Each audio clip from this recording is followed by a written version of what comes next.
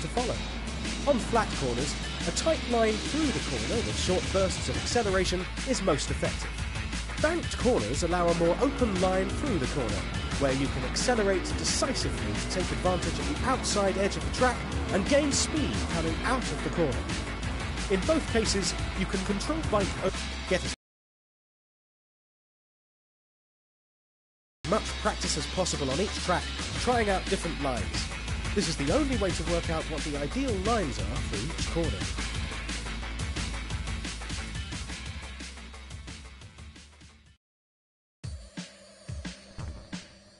The first thing to know about jumps is that not all of them should be approached at full throttle.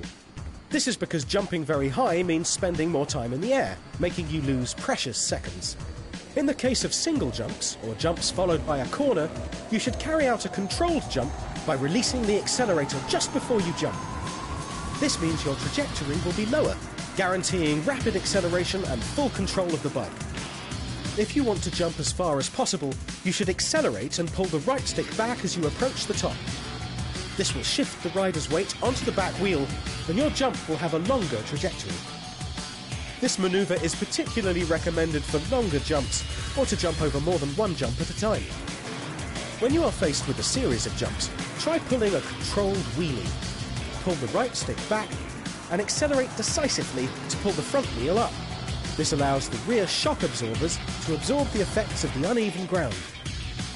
Remember that there is no definitive rule regarding how to best approach each jump, and it often depends on each rider's style. Only training and knowledge of the track will let you know what's best for your riding style.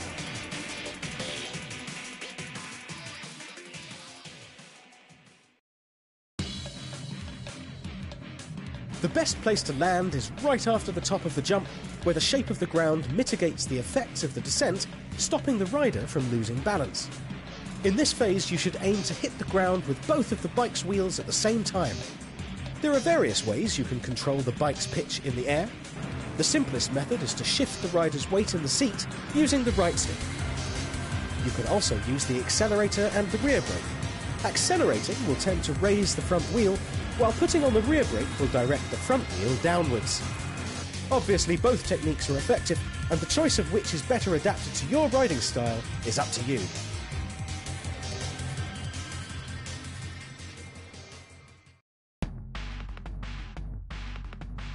The scrub is a manoeuvre aimed at minimizing the amount of time spent in the air, allowing the rider to start accelerating again as soon as possible.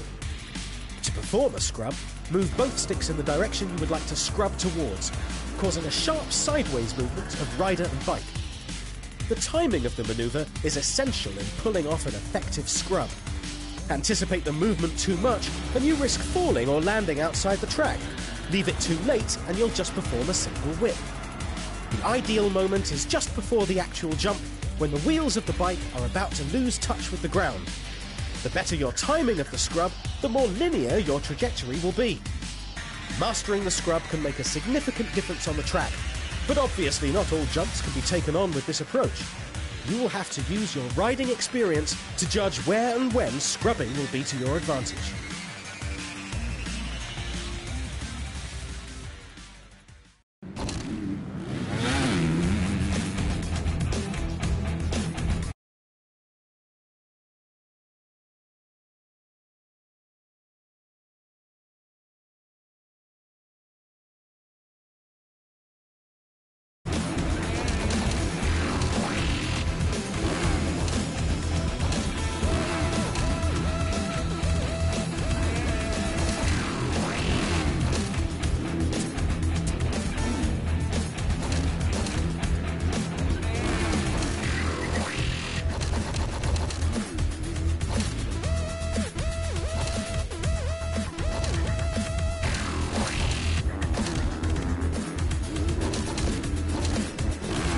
This section will keep you up to date on your progress in the MXGP and allow you to customize your rider's appearance.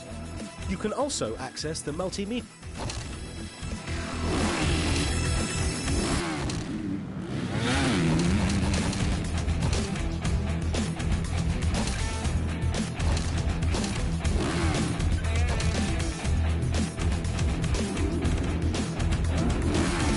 Use your own rider or choose one of the official...